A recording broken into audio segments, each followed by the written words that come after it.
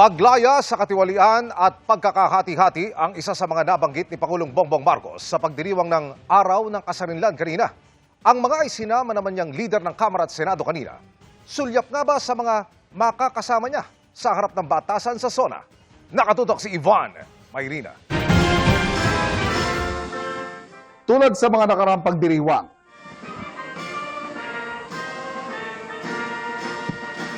ang ika-128 anibersaryo ng Kasarinlan ng Pilipinas.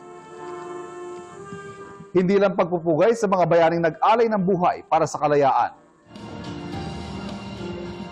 Naging pagkakataon din ito upang masilip ng publiko sa bihirang pagkakataon ang Pangulo kasama ng gabinete at mga pinagkakatiwalaan mula sa sandatahang lakas, pulisya at ibang sangay ng gobyerno.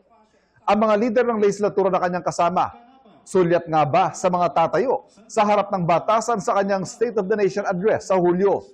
House Speaker Faustino D. and the honorable members of the House of Representatives, Senate President Pro Tem Sherwin Gatchalian, the Dean of the Diplomatic Corps.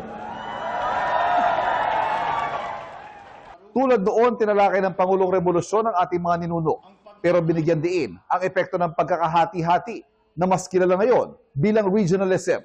Ang pag-aalsa sa Bohol, sa Pidig, Ilocos Norte, sa Cavite ay senyales ng mga maigting na pagnanais ng ating mga ninuno na maging malaya.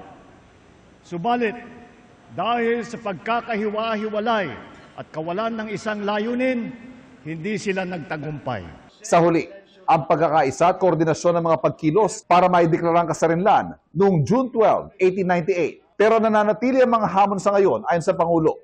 Kabilang ang paglaya sa katiwalian, pagkakanya-kanya, kahirapan, bukod pa ang mga krisis sa iba't ibang panig ng mundo. Pero panawagan ng Pangulo, huwag sukuan ang Pilipinas. Huwag po tayong mapagod na mahalin, piliin at ipaglaban ang Pilipinas.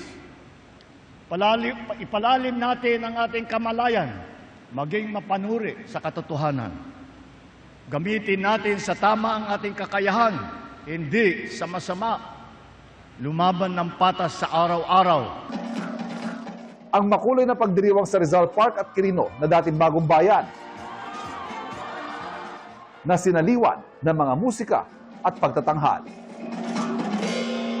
Sinalamin din sa iba pang bahagi ng bansa, tulad sa Aguinaldo Shrine sa Kawit, Cavite, kung saan mismo idineklara ang Kasarinlan ng Republika ng Pilipinas. At sa Barasuain Church sa Malolos, Bulacan, kung saan nagtipo ng unang Kongreso ng Pilipinas para balangkasin ang Malolos Constitution.